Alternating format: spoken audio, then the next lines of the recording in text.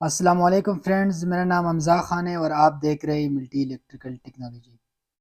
दोस्तों, आज की वीडियो में मैं आपको बताऊंगा, अगर आपने अपने घर में कैबिनेट, चिलर, एसी के लिए पॉइंट जोड़ना हो तो आपने किस हिसाब से पॉइंट जोड़ना है।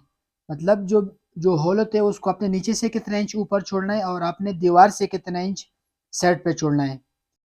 तो फ्रेंड्स, आप कोशिश करिए वीडियो को लास्ट तक देखिए तो आपको बहुत कुछ सीखने को मिलेगा। अगर वीडियो को आप स्किप करेंगे तो फिर आपको इस वीडियो का कोई फ़ायदा नहीं है। तो चले दोस्तों, टाइम को बिना वेस्ट किए वीडियो को करते शुरू। अच्छा दोस्तों, ये आप देख सकते हो, ये बड़ा हॉल है और यहाँ पे दो एसी लगेगा, प्योर स्टैंडिंग एसी। एक उस कोने में लगेगा और एक एसी इस कोने में लगेगा, ठीक है ना। यहाँ पे एक एसी लगेगा। तो इसे अभी हम लगाने से पहले हम उसकी पॉइंट बनाएंगे, क्योंकि जब कल हम इसके अंदर एसी को इंस्टॉल करेंगे तो बाद में हमें फिर ये मसला नहीं बनेगा, मतलब हॉल के लिए, ठीक है ना। अच्छा फ्रेंड, यहाँ पे सबसे पहले ये आप देख सकते हो, ये इलेक्ट्रिक वायर है। यहाँ पे इलेक्ट्रिक बोर्ड भी होना चाहिए जहाँ से हमारा एसी को पावर मिलेगा। तो यहाँ पे ये एसी का जो इलेक्ट्रिक पावर है वो मौजूद है पहले से। और अभी ये आप देख सकते हो, ये दीवार है। अच्छा फ्रेंड्स, हमारा एसी फर्श पे लगेगा तो हमने इसे फर्श से 4 इंच ऊपर छोड़ना है, ठीक है ना। यहाँ पे मैं निशान लगा लेता हूँ 4 इंच पे, ठीक है ना। और हमने इसको 4 इंच से लेके 7 इंच तक छोड़ना है। 3 इंच तक हमने इसके अंदर सुराख करना है, ठीक है ना।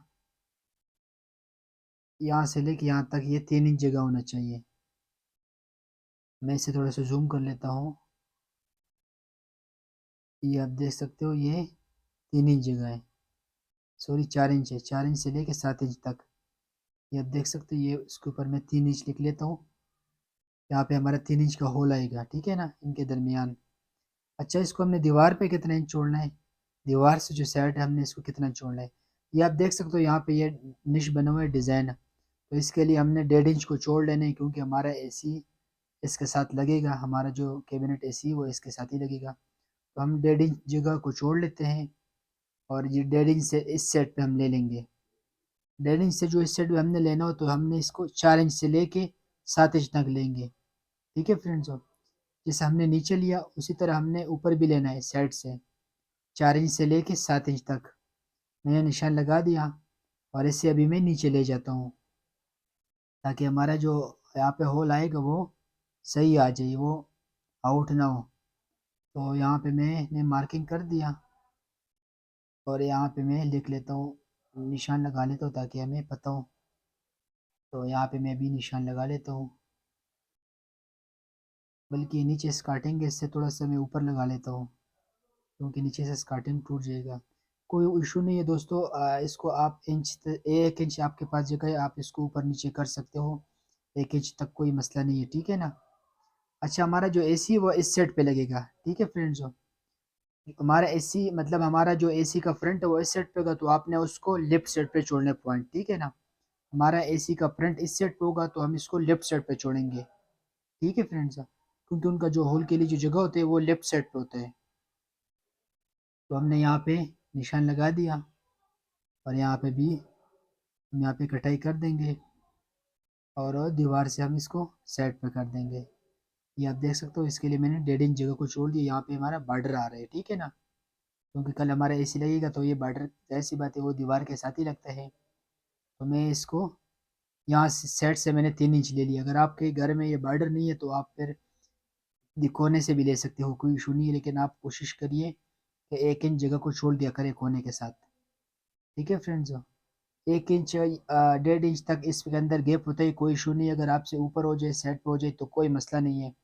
यहाँ तक आपके पास ऑप्शन होता है, कोई मसला नहीं है इसमें आपका। इसलिए कल अगर आप यहाँ पे कैबिनेट एसी लगवाएंगे तो आप इजीली आपका एसी आराम से लग जाते हैं, आपको दोबारा होल करने की ज़रूरत नहीं पड़ती है, ठीक है ना। तो यहाँ पे अभी हम होल कर लेते हैं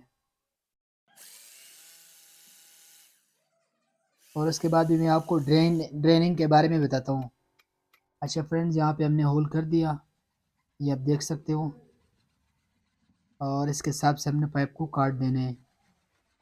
10 इंच का दीवार है तो हमने 10 इंच के हिसाब से पाइप को काट देना है। अच्छा, पाइप को हमने काट दिया और इसको हमने इसके अंदर रख दिया। आप देख सकते हो, इसको हमने यहाँ पे रख दिया और बाद में इस पे मिस्त्री जो है ना मसाला लगा देगा, इस साइडों को कवर कर देगा मसाले से।